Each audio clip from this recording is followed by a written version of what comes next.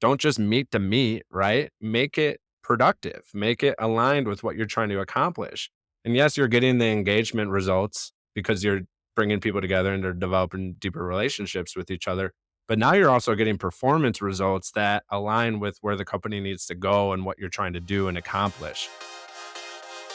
Hey, it's Nikki Lewallen Gregory, and you're on Gut Plus Science. You're in for a fast-paced, storytelling, action item-rich leadership growth experience. I hope you make this podcast a habit. I consider it a leadership mentoring tool. Learning together makes us better together, and that is how we change the world around us. Let's get to it. Hey friends, this conversation on Gut Plus Science is long overdue, but I trust in the perfection of the timing. Zech Dahms is with me today. He's a culture strategist and employee experience expert who thrives in efforts that transform workplaces with innovative, meaningful people strategies that lead the future of work. Zech, I want to talk to you today about something that I know you're passionate about. So, of course, we're going to lean into the passion. And I want to break down peer-to-peer learning and the power of it. And so, welcome to the show. First, let's break this down by talking about what is peer learning and the different types. Yeah, no, it's obviously a passion focus of mine, and I've found it to be extremely incredible in my own life, and it's amazing to see it show up in organizations as well. So I guess just for starters, on just a few examples on what this starts to look like internally at different companies. I mean, there's all different sorts of different types of pure learning communities that companies can build, and it can show up in many different ways depending on what you're looking to achieve and accomplish. And some of it could even look like mentorship programs and peer to peer coaching. And you all think about those mastermind experiences that maybe you've been in your own life. Well, those can show up internally as well. You also think about cross functional exchange opportunities and job swapping and ways that people can build more awareness of the different roles throughout the organization. You also think about more of those hierarchy type exchange opportunities. I've even heard of some companies launching these shadow boards where, younger generations or lower, entry level employees get to act as a shadow board to executives. And now you have this type of hierarchy, but also generational exchange coming. So these are all really amazing examples of peer to peer learning and exchange opportunities that help foster the exchange of ideas, innovative new thoughts, or problem solving or mentorship that can have some incredible results in the company's objectives and culture as a whole. So I love that. Thank you for sharing. And I just want to chime in with my background of years doing this.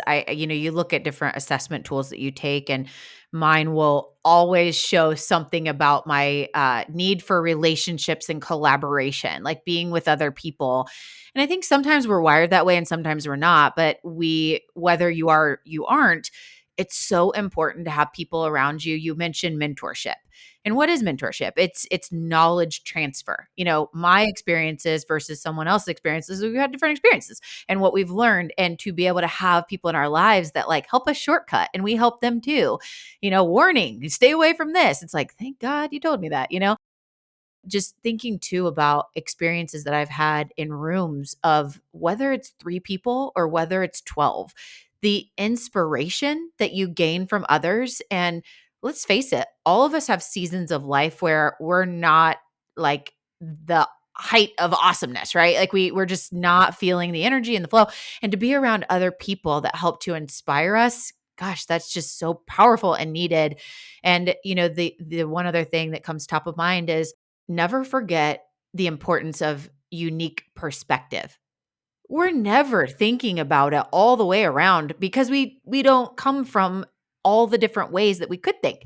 So different perspectives are just so important, and especially how we build the companies that you work on every day.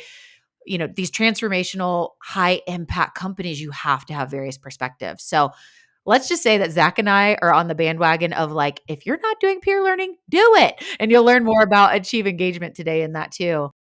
Zech, I'd love if you could start by, kind of sharing your journey with this, the journey that you've had to maybe like the first peer learning experience, if you remember that, and just the evolution of you doing peer learning yourself. what's interesting now that I look back on my career and my life, I found myself just naturally falling into these peer learning opportunities. And now that I've better understood it and have a passion for it, I strive to create it, but also incorporate, my own time into more of these communities because of like what you just said, like the opportunities for development, new innovative perspectives and ideas on situations that you're dealing with, and the power of having that mentorship and peer support and coaching and community in your life can really add so much more fulfillment and progress every single day of your life. And I think one of the earliest ones that really I remember having such an incredible impact on my life that I didn't even know was kind of happening at the time, but as I look back was kind of like foundational to the work I'm doing today, which was really, I remember like freshman year of college, we started a club as a part of student involvement. It was called the Sporting and Leisure Club. And I think something we'll obviously talk about at some point today is like my passion for recreational activities. I grew up playing pool, bowling, and all these different kind of sports and activities. And I remember we started this club in college as more of an avenue to do these activities because we just wanted to do them, and we also didn't have much money to do them either. So this is a way to get kind of financial support from the university. But what we later learned and what formed was we attracted a very diverse group of people who were also interested in these activities. And next thing you know, I'm learning things about myself, about things that I'm passionate about in my career, opportunities to grow at the university, job opportunities. I mean, later in life, I got one of my first corporate jobs from someone in that club that I met freshman year. So you think about like all these unexpected results and impacts came from this space of just bringing peers together and creating a space where people can interact and share perspectives and ideas with each other that not only develop deeper relationships with each other that had some different results that were unintended or unexpected, but also through the development in my own skill set of having mentors and peers in my life that I can call on for coaching as I navigate the wild experiences of life that we're trying to all navigate every single day. So I think about that experience. And now that I look back at it, I'm like, oh my gosh, like I can't believe how that happened more organically. And now that we've kind of learned a few things, we formed a couple more intentional peer groups. It's like, okay, now we can really construct this in a more productive way and bring it to life on an ongoing basis where that one luckily happened by chance, where now we can be more intentional about it and like, okay, wow, this is how we can really unlock it at scale in different ways. But that one really always stands out as a meaningful memory of mine because of it really sparked kind of much of the work I'm doing today. So good, and I love that you highlighted, this is kind of a unexpected curveball here to talk about this, but there's so much power in it. The relationships that we build in different seasons of life or doing different initiatives, they can be carried through in such a powerful way for the rest of the journey, even though people might not stay in your life and you're talking all the time. Someone that you built a relationship with and you have trust with reaches out 5 years later because they have an opening to fill in their team and they think, "Gosh, I bet Zach would know and could advise me," or "I'm looking for, this particular need in my business and I know Zach is really good at that." We cultivate relationships that it's not just for the here and now of mentorship and knowledge transfer and different perspectives and inspiration. I mean, down the road, I reflect on my life and there's people in my now that in my 20s, I was sitting at round tables with them. From having a system in your life for your own growth and relationship development, peer to peer exchanges are just, I mean, it's just so powerful. So that could be a whole nother episode maybe sometime soon.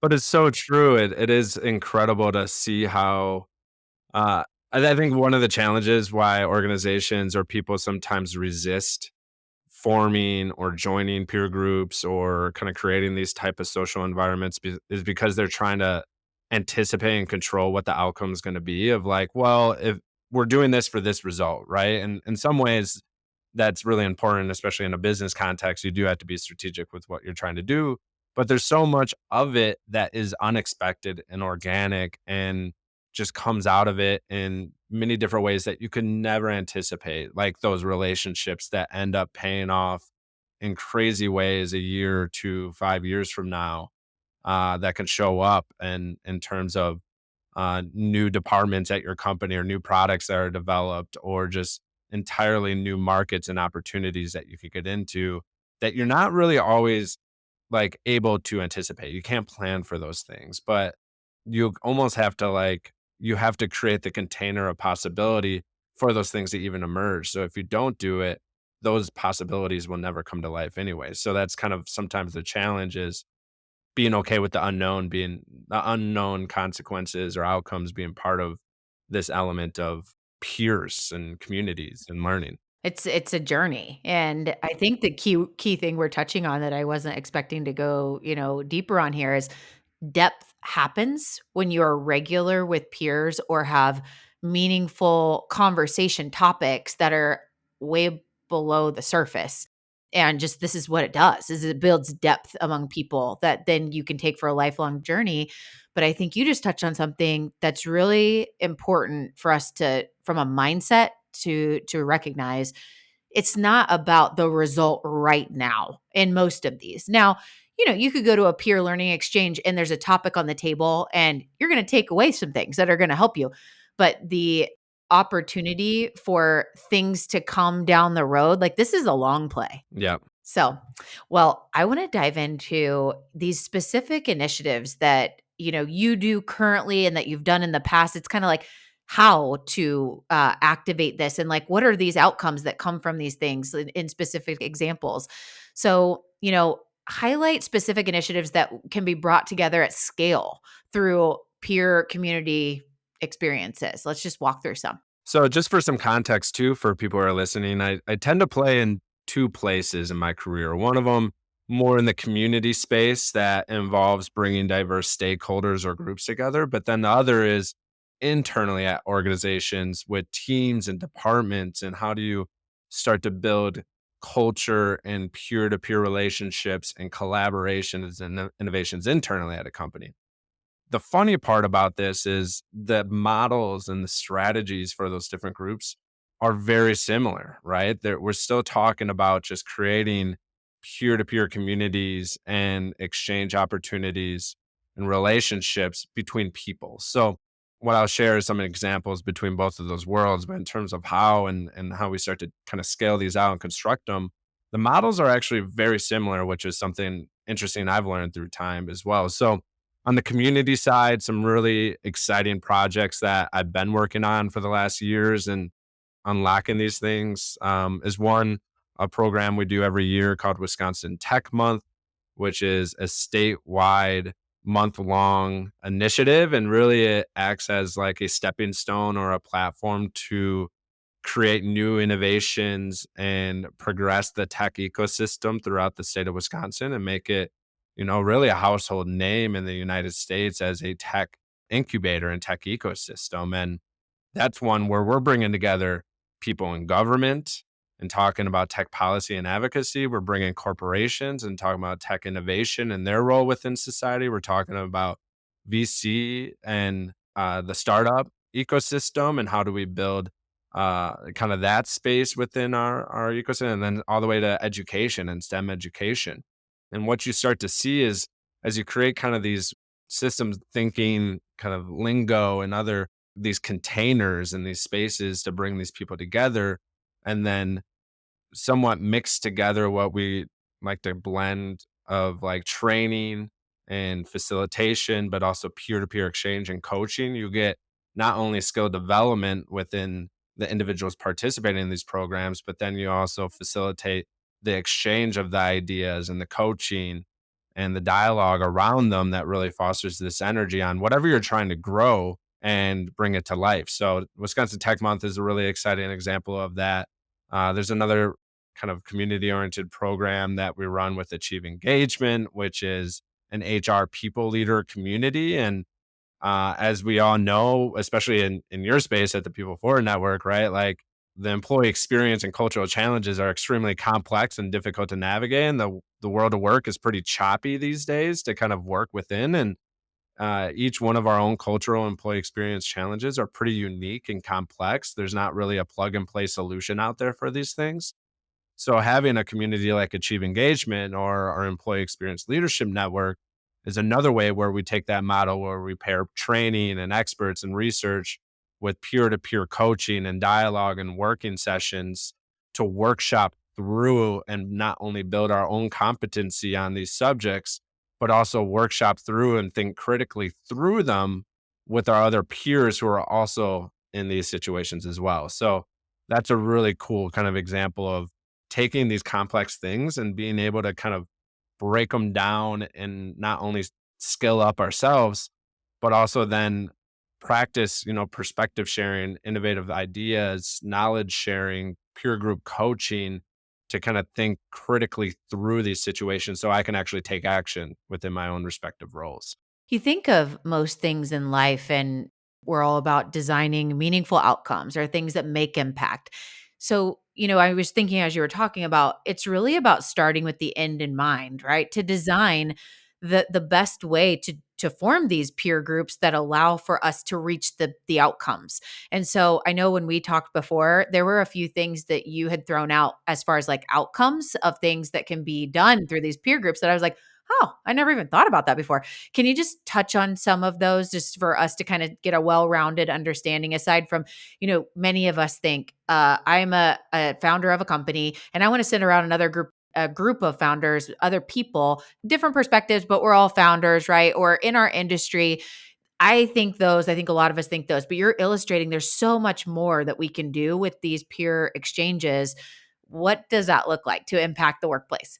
Yeah, yeah, no, and this is actually really important because especially if you're a people leader or you're someone trying to stand up and lead these type of initiatives internally, the biggest barrier to success in anything like this is being able to communicate clearly the business impact and the desired kind of results and objectives that this type of engagement is going to have on the company because that's what your executives are going to be looking for, what your peers are going to be looking for is like, yeah, why are we doing this? Yes, I know relationships are important in our lives, but from a business standpoint, like really, why are we doing this? Why should we dedicate a budget towards it? Right? Like that's going to be the question that your executive teams has. So this question right here is really important to be able to answer.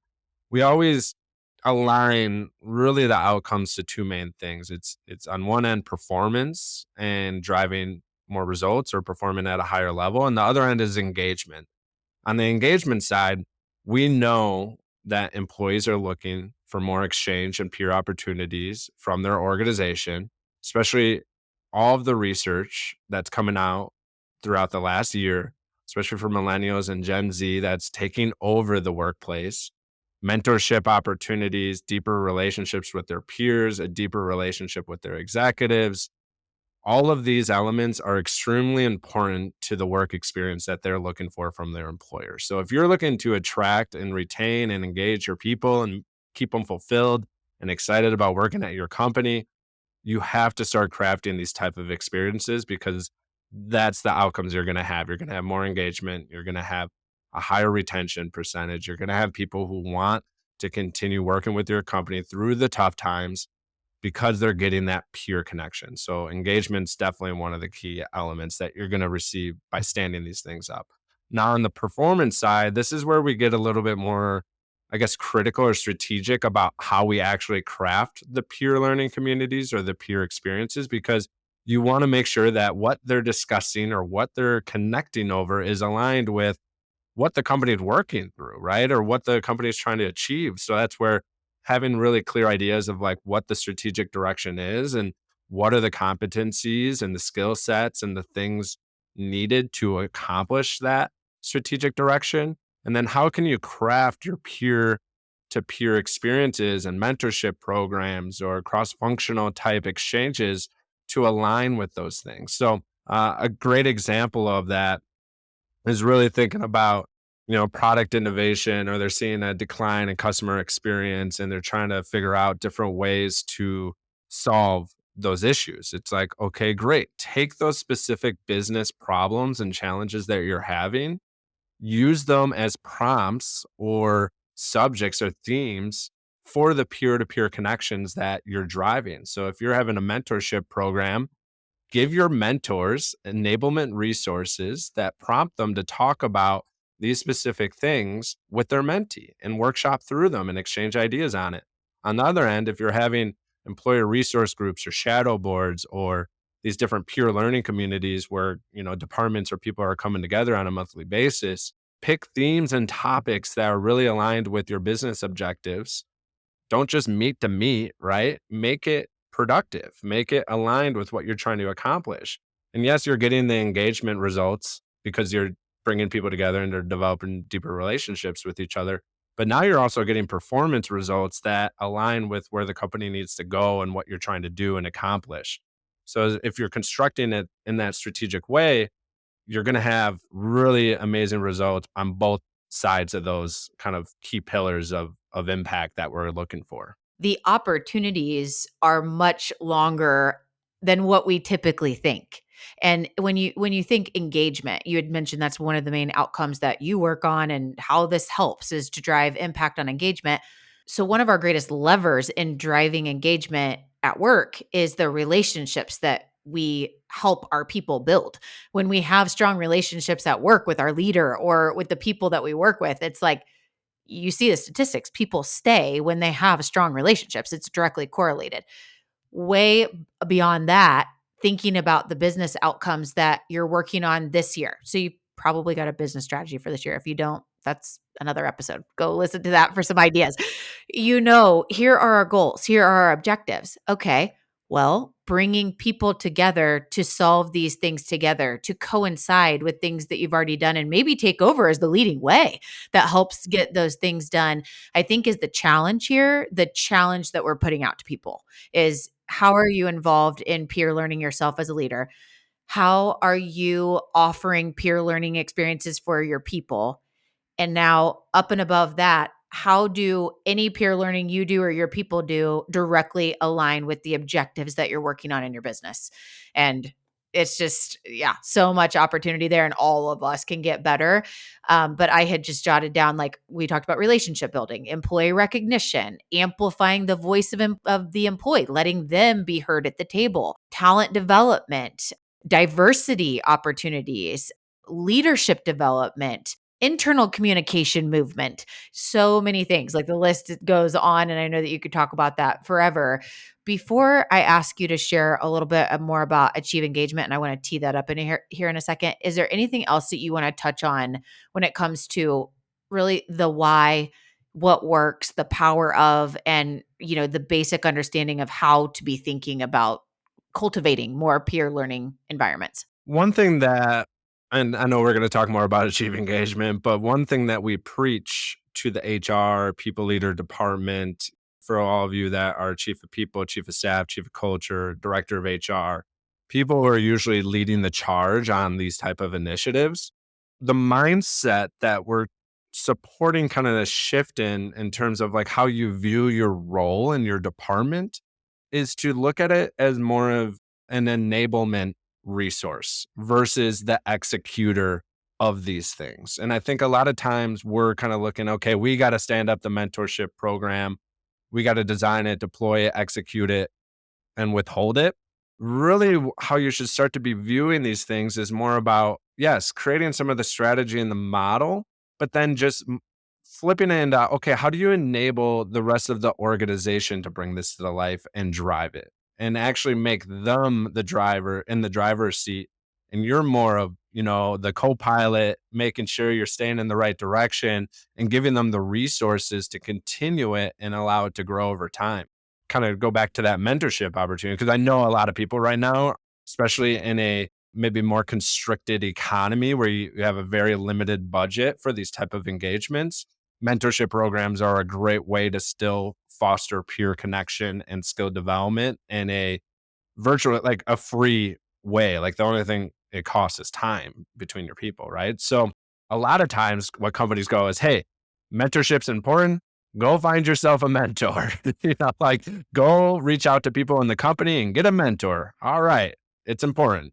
And then that's it, right? So as an HR department or executive team or leadership team, really you're thinking about more, okay, how do we enable someone to be a mentor? How do we enable someone to find a mentor? How do we enable strategic connections between people who should have mentorship relationships between each other? And back to kind of what you were kind of sharing there, how do you make sure these things are, again, strategic in nature and aligned with what you're trying to accomplish? And a lot of times too, with this example, it's saying, hey, get a mentor, go talk with each other, right? And you're just hoping that they're having strategic conversations about their work, about the business problems, about things that they're trying to grow into and contribute to the organization. A lot of times they could just be chit chatting about who knows what, the cool restaurants in the city or whatever it might be. So how do you ensure that it is strategic? And part of that is, again, our roles as people leaders is to enable people with the resources and tools and things like that to be strategic. So it's saying, hey, we know these are your OKRs, your KPIs, your objectives. We know these are business problems that we're facing. Here's the objectives that we're trying to achieve as a business. We would love that. Not only do you talk about, maybe career pathways and things that you can do to help that mentee grow in their career, but then also have these like strategic conversations. And here's some questions you can use to have that strategic conversation with each other. I think that's just so much of a gap is like we leave so much to chance. And then we're disappointed that these things that we're investing into don't have the intended or hopeful impact because we didn't actually enable it to connect with that. So, I guess some closing thoughts on that is like, yeah, how can we view our HR departments and people leader departments more as enablement hubs or resource centers for these other departments and teams and even executives to roll them out of the way and do these things and execute them. Enable them with the toolkit, the workbooks, the all the whatever it might be, technology to be able to kind of really bring these things to life. So good. That was a great last point there is being an enablement hub to support your people's growth versus leaving it to chance. And not that anyone's necessarily doing that intentionally, but now that awareness is key. Now that we're talking about it, it's important. Structure is so needed. So, Zach, this has been so good and it's gone so fast, and we need to transition over to our lightning round. But before we do, let's talk about achieve engagement. So, you have amazing events that bring leaders together. Everyone that's listening, if you have not checked out an achieve engagement event, they are fire, they are niche sometimes, they are topic focused or the, right peers that you need to be around in a certain room. Like they are good at bringing people together to grow and build relationships together. It's excellent. Zach, I would love for you to highlight a little bit more about maybe the events, but also what else you all do at Achieve Engagement. Yes, you're right. Like achieve engagement and this HR people leader community is a game changer for you as a leader impacting the employee experience and your culture at your organization. So are really we are an enablement resource hub for all things employee experience and employee engagement. And we bring together all these diverse kind of experts, teachers, speakers, people leading research, tech companies, and then also internal practitioners, other people at other companies leading the charge on these things. We kind of bring these groups together to get really focused on specific topics of employee experience. And I know you listed them out before, like talent and leadership development, employee well-being, inclusion, belonging, employee listening strategies, employee appreciation, rewards, and recognition, things like that. Some of our key pillars. And we do virtual seminars, we do webcasts, we do in person, peer to peer roundtable exchange events and programs all over the United States. And then we also have a growing employee experience leadership network, which is really only for internal director, VP, executive level, culture, HR leaders and are starting to build out specific experiences and peer opportunities for that group as well. And then on top of that, we can take a lot of these insights from the field and from the community, these models, these best practices, these case studies and research, and we're bringing them in house to organizations as well. So if there's something specific that you're working on, we have the network of partners and experts and resources and different enablement kits and things like that where we can help you stand up something like if you're reinventing your onboarding program or you're trying to stay on top of new employee experience trends or you have a need for enhancing your internal communication and you're looking for an innovative way to do that. Those are type of things that we have case studies and models around that we can help implement and execute at your own company. So it's a really good mix of community wide learning but then also supporting more hands on with our partners. Yeah, and I would say, Zach, if we could link out to something where people can get on the regular update list, the email list or LinkedIn or whatever to be able to see what's upcoming. I love seeing your upcoming and just checking my calendar and what do I want to register for. I highly recommend it. And if you're someone that's a leader, thought leader, or a company that provides, services that help advance workplaces, they are great partners for that. They've been incredible partners to People Forward Network in advancing our, podcasting offerings, particularly internal communication. So I will link out, stay on the radar with Zach and his team at Achieve Engagement. So first question we ask, I know it's kind of hard, but you have to pick one book. One book, favorite of all time or favorite recent read. What book is it? I'll share two really quick. Reinventing Organizations by Frederick Laloux. It's one of my all-time favorite books around kind of the organizational consciousness of companies and the development and evolution. It's very interesting. So I love that book so much. And then I just finished, because we are planning our develop program in March, 15 Commitments of Conscious Leadership. Blanking on the author, but really good. Just finished it.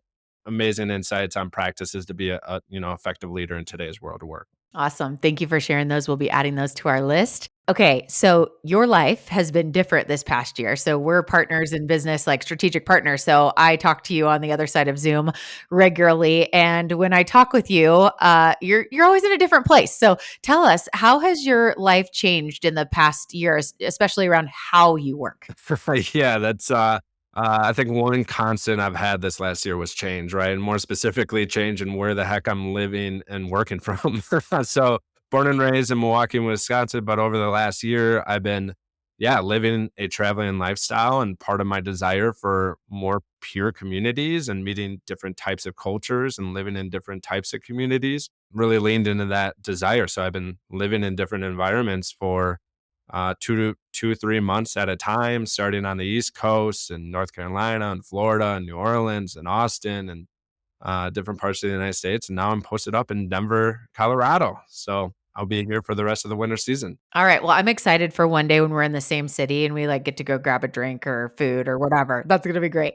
Okay, Zach. So you had mentioned earlier something about like sports. So I want to go deeper on that just real quick. How has athletics shown up in your life? It sounds like it's been loud.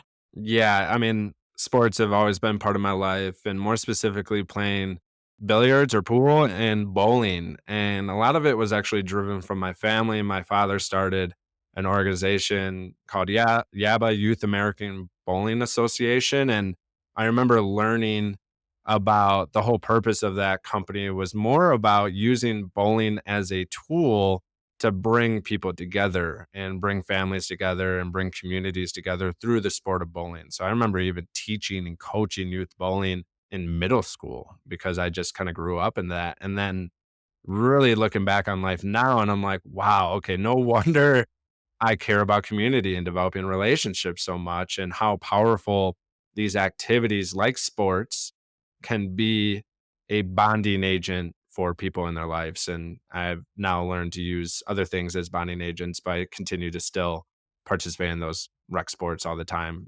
Thinking back of the Sport and Leisure Club. Yeah, it's been a huge part of my life. That's so cool. Well, reach out to Zach if you share that commonality, or you're traveling the world in all kinds of places too, or if anything that we talked about piqued your interest. And Zach, what is the best way for people to connect? Yeah, well, easiest is always LinkedIn.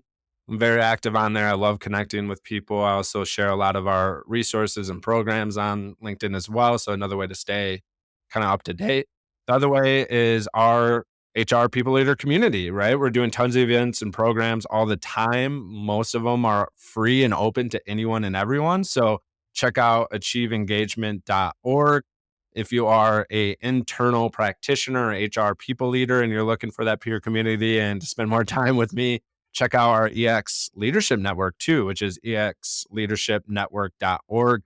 And you can join that way too. So awesome. Thank you. And we're going to link to those mentions, those resources in the show notes. So look for them there or hit up the People Forward Network to get connected with Zach or any program in any way. Zach, thanks for such a great conversation today on the power of peer-to-peer learning. Many takeaways. Here's my truth you can act on. Number one, having peer learning initiatives in our lives is so important to help us learn from each other and gain a different perspective. And it's really a must for a business leader. Number two, deep relationships are built on peer exchanges, and the fruit of those relationships are harvested for years to come. Many examples of that in our conversation today. The key here is depth. Be a relationship building platform for your people and your workplace. How do you help your people build deep relationships? Peer exchanges are a great way to do that. Number three, peer to peer groups can yield results past learning and relationship building. So think about your business outcomes. What business outcomes are you striving for this year? Like employee recognition, amplifying the voice of the employee, talent development, leadership development, internal communications. Design your peer to peer exchanges to directly align with the results you're focused on in your business. And number four, structure is needed. I love Zach's term about being an enablement hub. We, as leaders and our workplaces, need to be a system to help our people grow and develop. It's not a one-time thing, it's an ongoing thing. And we talked about with mentoring, many times you get a mentor, but the success of the mentorship experience is around the process. Structure is needed to enable our people to make this stuff stick. So, thanks so much, Zach, for joining me today on Gut Plus Science, y'all. We'll see you next time.